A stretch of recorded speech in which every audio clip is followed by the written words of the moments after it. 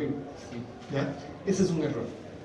En Ecuador había más de una variedad y simplemente lo que hicimos es coger todas estas y meterlas dentro de una sola etiqueta, lo cual hasta cierto punto es una pérdida de valor.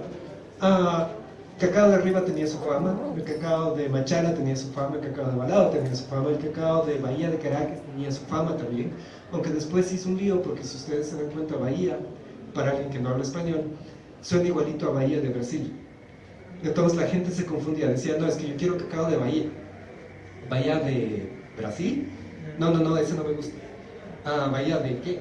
Entonces tienes que, en los registros históricos ponen Bahía de Caracas, y la gente que está comprando ese cacao tacha el Caracas y le pone Bahía de Caracas porque pensaban que era de Venezuela. ¿Ya?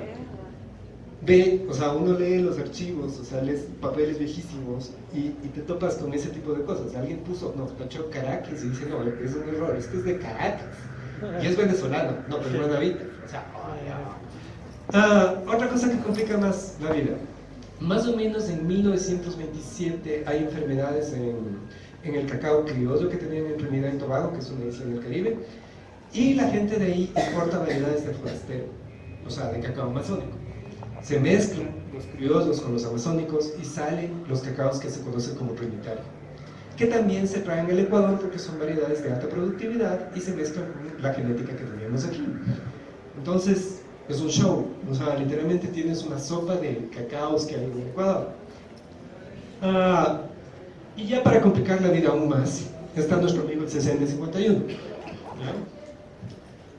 Si se acuerdan de la historia, en 1920 cae la monilla, cae básicamente la escoba de brujas, se acaba la producción, entramos en una crisis tradicional de las nuestras y de 1920 a 1940 tenemos un montón de presidentes, revoluciones y todas las cosas. No tenemos ingresos, entonces ¿qué es lo que hacemos los ecuatorianos cuando no hay plata en el Estado?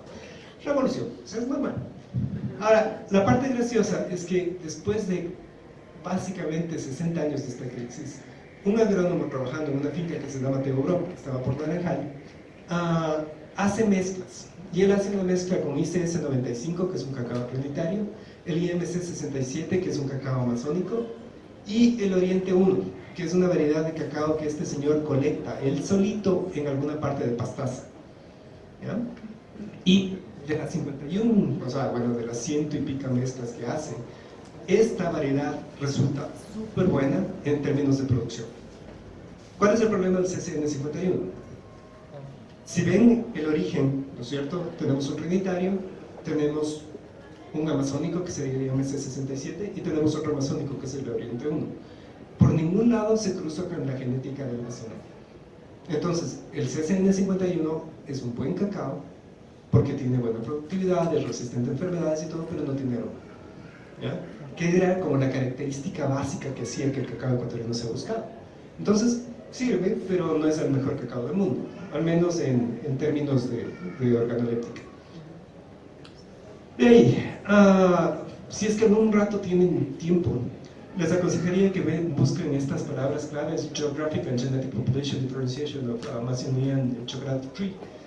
Ese artículo es disponible en forma libre, entonces no tienen que pagar los $65 que cuesta o los $35 que cuestan normalmente los artículos. Este es un artículo que está disponible en internet. Entonces todo el mundo puede entrar ahí, bajarse ese artículo y leer literalmente la última propuesta taxonómica sobre el cacao. ¿Ya? Esta propuesta la hicieron empleando un sistema que se llama marcadores moleculares. Los marcadores moleculares o los microsatélites, como se les conoce, son pedacitos de DNA o de ADN, ¿ya? En español. Y estos pedacitos son pedacitos que van juntando más rápido. No codifican para nada, entonces es como que cambian y no pasan en la planta. Ahora, lo que hace la gente es sacar estos pedacitos de DNA y van viendo quiénes tienen secuencias parecidas. Dependiendo de qué tan parecidos son o qué tan alejados son, les sirve para hacer como familias taxonómicas de los cacaos. Es como en nosotros los seres humanos, vean su propia familia, ¿no es cierto? Hay ciertos caracteres que uno comparte con otros. Entonces tienes los mismos gestos, tal vez tienes tendencia a subir un poco de peso, el color del pelo, y etcétera, etcétera, etcétera. Entonces uno dice, no, sí se parece. La gente que hace esto con genética, coge el DNA, hace un montón de análisis y llegan a la conclusión de que sí se parece, o sea, son más cercanos los unos a los otros. ¿Ya? Cuando hicieron esto en el cacao, en base a ascensiones, lo que llegan a la conclusión, Montemayor y sus colegas, es que estos son los núcleos de diversificación de cacao. La parte interesante es, fíjense que en Ecuador tenemos varios de estos colorcitos, ¿ya?